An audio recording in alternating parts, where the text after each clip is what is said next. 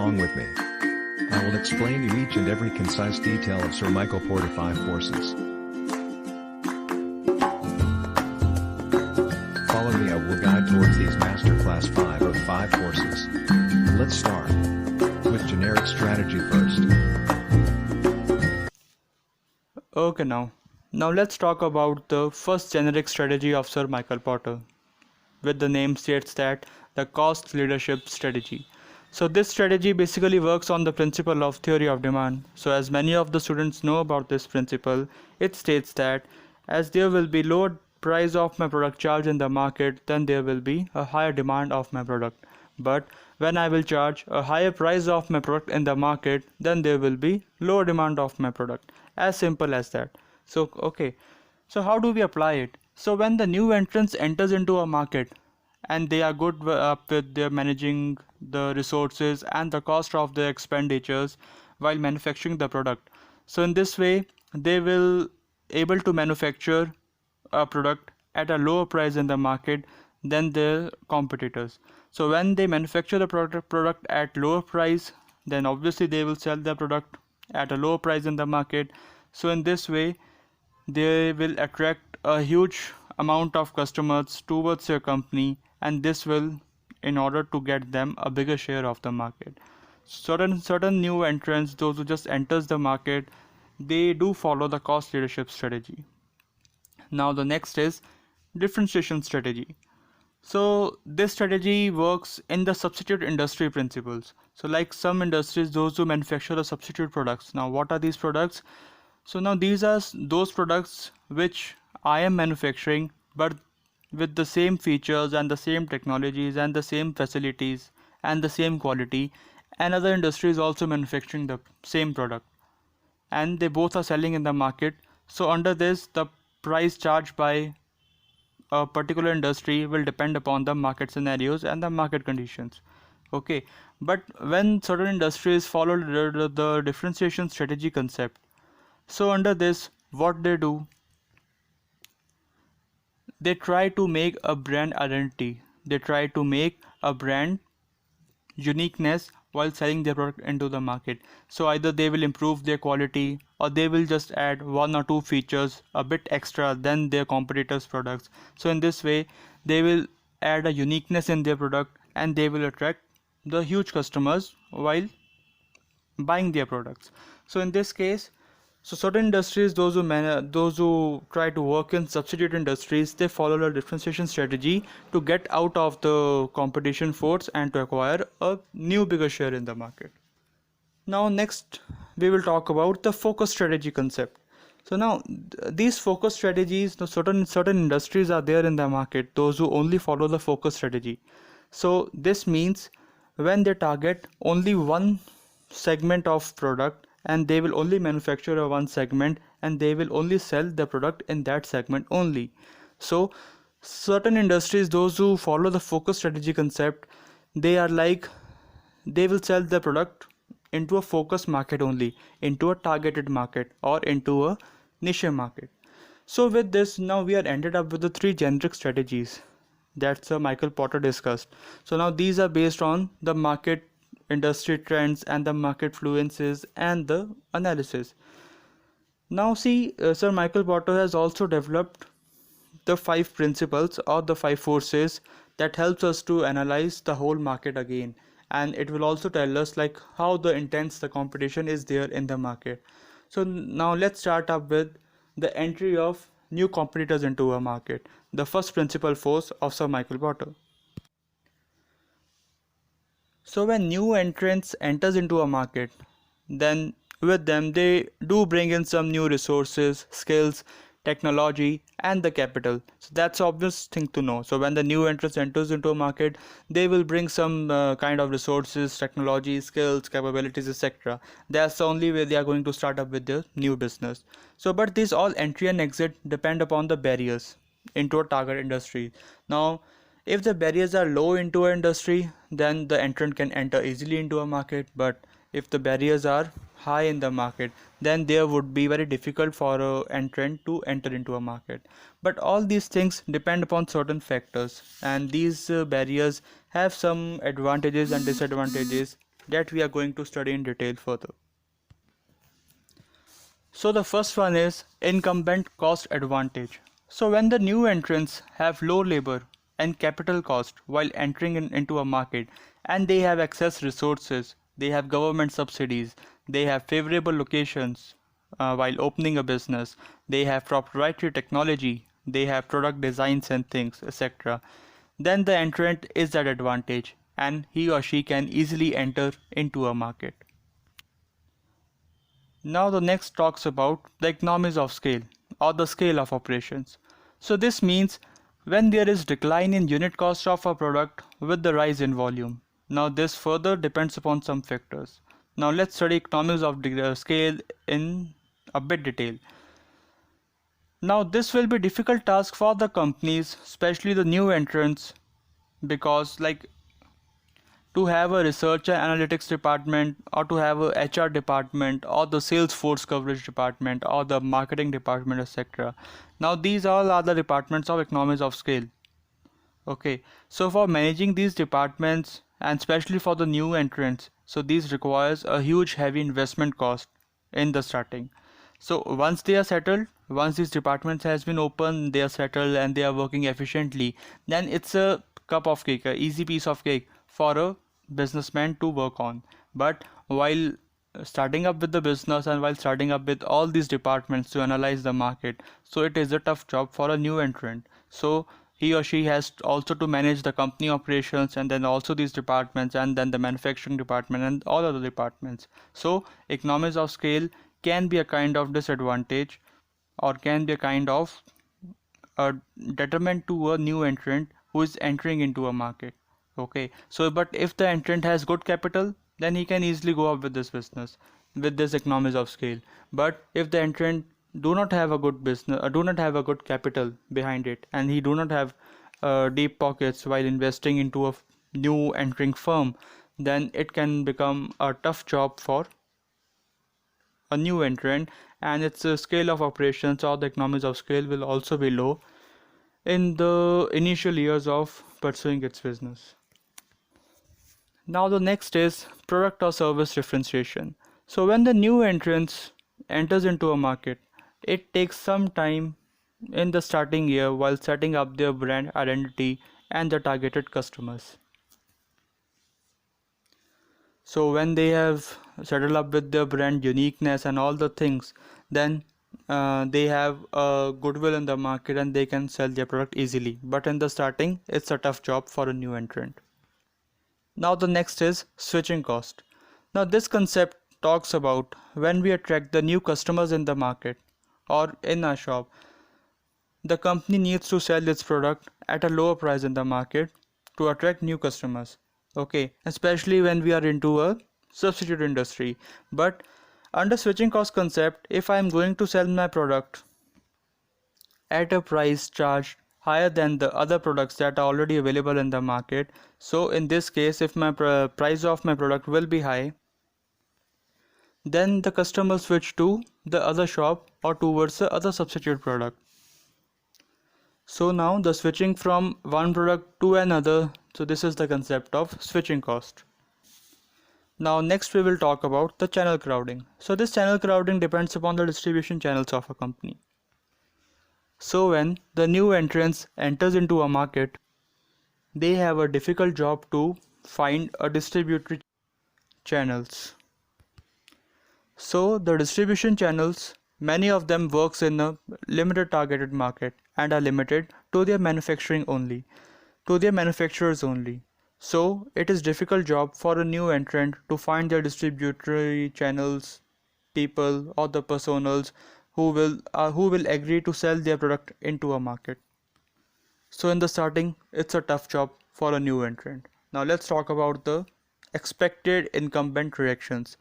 So now after studying all these concepts, entry barriers, that is either high or low, depends upon the entrance. So deep pockets, so if a new entrance is filled with its deep pockets and is from a wealthy family with full on money from its bag, and they have some political influence, they have some power with the government, they are good recognized in the market, or the owner or the boss of the company is also experienced, and he know how to run and perform into the business scenarios, then these entry or exit barriers do not matter for a new incumbent. But if there will be a problem in this scenario, like the problem will only occurs into entry or exit barriers if the new entrant is not with full of experience about how to enter a business and how to run a business, then the problem may arise for the incumbent.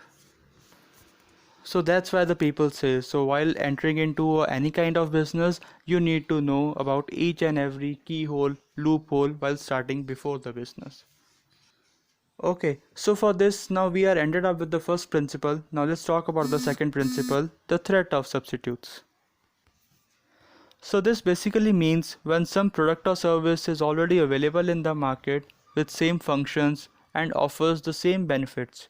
Now these are called the substitute product. And average price of these products will depends upon the market scenarios and the conditions. So in this case, we cannot rise up the prices of the product, because if we will raise them, then the customer will switch to another substitute of the product. That's why it is known as the threat of substitutes. Okay, easy, crystal clear concept to understand, no problem with this. Okay, now let's go towards the third market force by Sir Michael Porter. Okay, now let's talk about the bargaining power of buyers.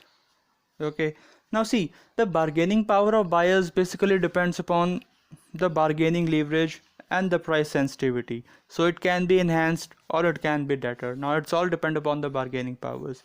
So before bargaining power of buyers concepts and while determining its factors, let's talk about the basic meaning. Let's see, we need to know these buyer powers are and how do they function in the market, how do the buyers influence in the market, how they can negotiate with the supplier in the market. So let's talk in detail about it. So it refers to the amount of pressure imposed by the public to either reduce the price of the product or increase the quality of the product. Okay, now these have some factors that determine the bargaining power of buyers. Let's go with the one, number of buyers relative to suppliers. So if the number of buyers are small than relative to number of suppliers, then buyer power will be stronger. Okay, so when we have the number of buyers small in a category or small in the ratio in relative to the number of suppliers, then the buyer power will be stronger in the market.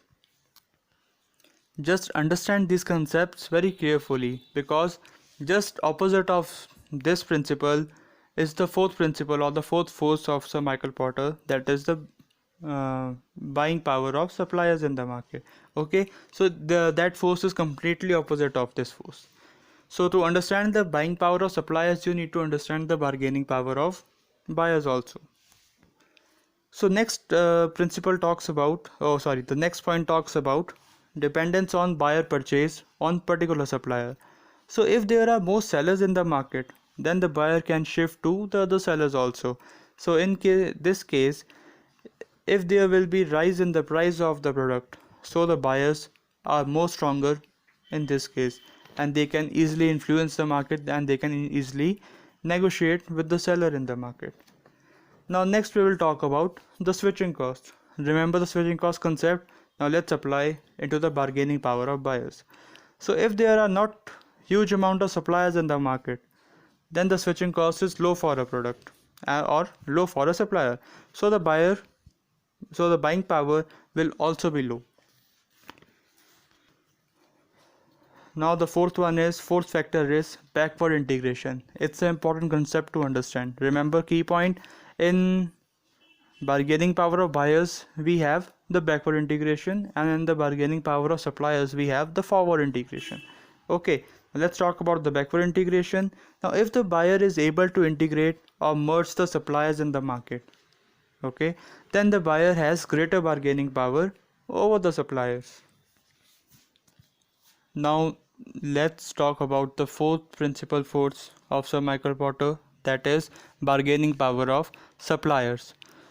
To understand with its meaning, so it is completely a mirror image of bargaining power of buyers. It refers to the pressure that supplier can put on the company's prices, or lowering their quality, or reducing the availability of product. Note the following points. Bargaining power of supplier in an industry affects the competitive environment and the profit potential of the buyer. So bargaining power of suppliers is a standard part of a business strategy formulation also. Now let's remember these factors that determines the bargaining power of suppliers.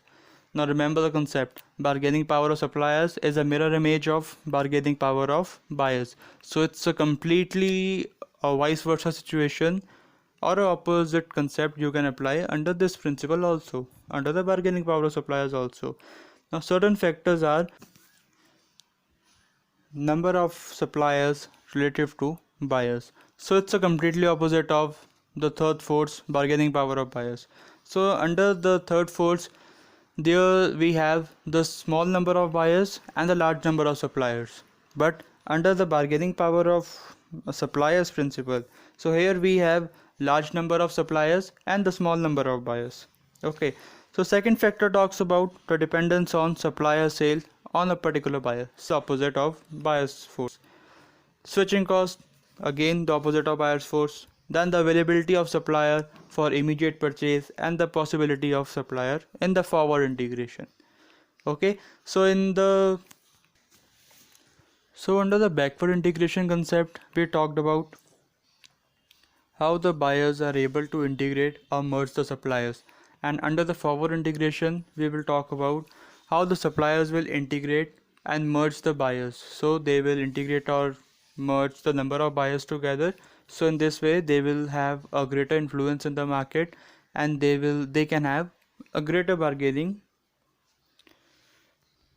power also, a greater bargaining selling power also, or the influential power of also while selling their products to the buyers in the market. So that is the concept of forward integration. So now after understanding these factors, now let us know what is the purpose of bargaining power of suppliers. So see, so if there will be lower supplier power in an industry, so this will create a high profit potential for buyers, so as this will have a very less constraints in the market. So whereas if they will have a higher supplier power in the market, so this will create less attractive industry and decreases the profit potential, so as buyers rely more heavily on the suppliers. So now let's talk about the fifth force of Sir Michael Porter, that is the rivalry among the existing competitors. See, rivalry among business is the most common scenario. So under this competition, they will use some kind of tactics or techniques to acquire a bigger size of market. So now these tactics can be like temporary price cuts, special promotions, advertising glitches, or the aggressive new product launches, and increased customer service can also be there. There can be extended warranties or the guarantees, kind of attractive things. So this will attract a bigger share of customers towards a particular company or industry. Okay, now there are some certain kind of factors that affects the rivalry among the competitors.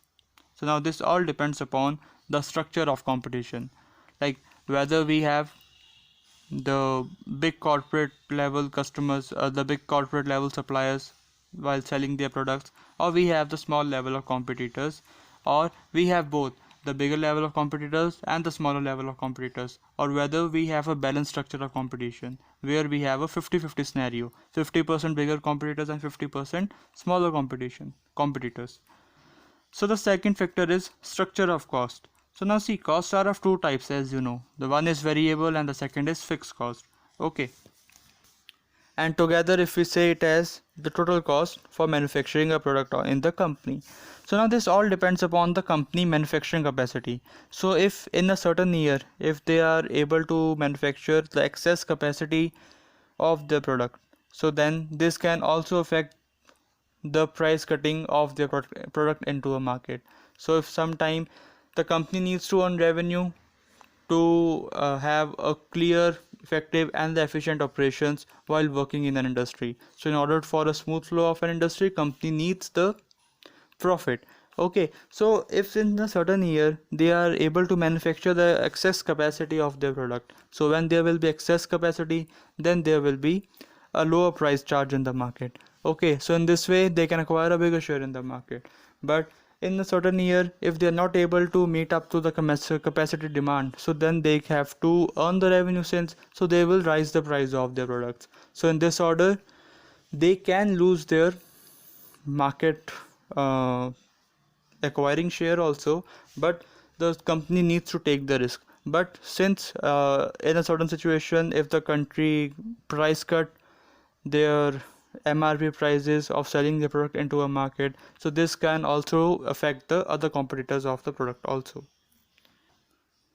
Okay, now next we will talk about the product or service differentiation. So now this follows the concept of differentiation strategy.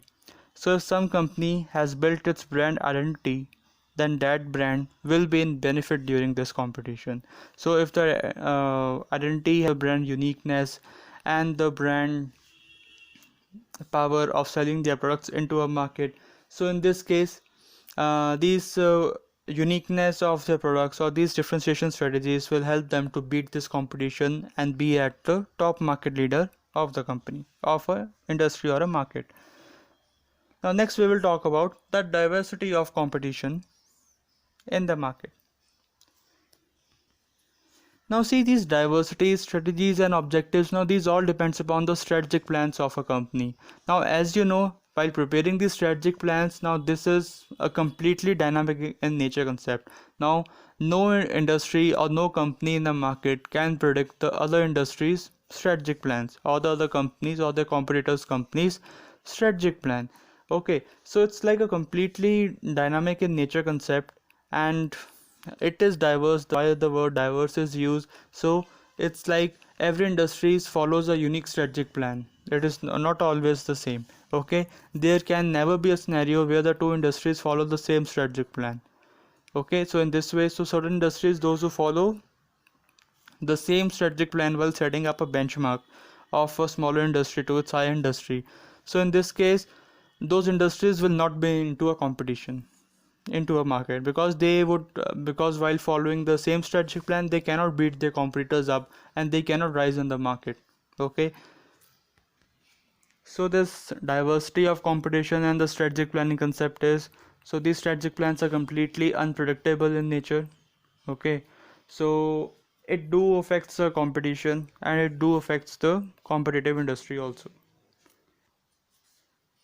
So that's why the company says you need to prepare a strategic plan a year before into getting into business. Okay, so if I am going to do start a business for the 2021, then I will be preparing a complete bulletproof strategic plan in the 2020 only.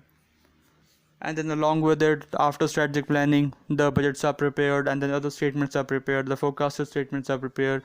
That's a further concept to understand, you will be covering in the further videos. Okay, the next is the customer switching cost. So same, the switching cost concept is followed. So if any firm will rise their price, then the customer will switch to its rivalry firm products. Again, it affects the competition and the rivalry competition. Then we will have the high exit barriers. Now high exit barriers concept, now it refers to like it is in front of your pictures, you can clearly have a view. So it's like while opening a business, they start their business for profitability, but if they want to end a business, so they have some psychological social responsibility of selling their products. And if a big company needs to shut down its business, then also they will think about a lot of unemployment that will occur into a nation if their company will be closed or if their segment will be closed. So these type of situations or the decisions are typical to take for a company. So that's why most of the business do not shut down even into when they are in losses. They try to improve.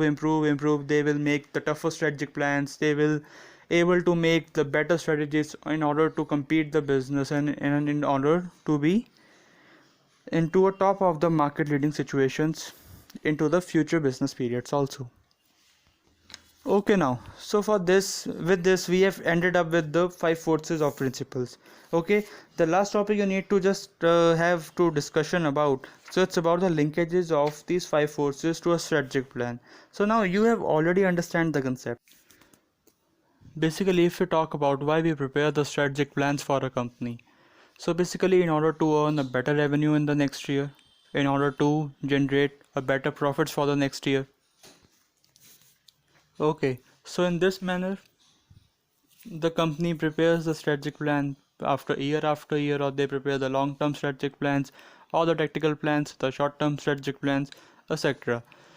So just in the way going further, more further, just going into detail about it. So linking these five forces, because these five forces tells about the intensity of competition in the market, how deep is the competition, how cutthroat the competitors are in the market. They will tell you about the nature of the industry. They will tell you about the bargaining power of buyers. How do buyers behave in the market? How do suppliers sell their product in the market? Whether we have the higher amount of buyers in the market, or whether we have the higher amount of suppliers in the market. They will tell you about the each and every concise detail while considering these five forces and these five principles.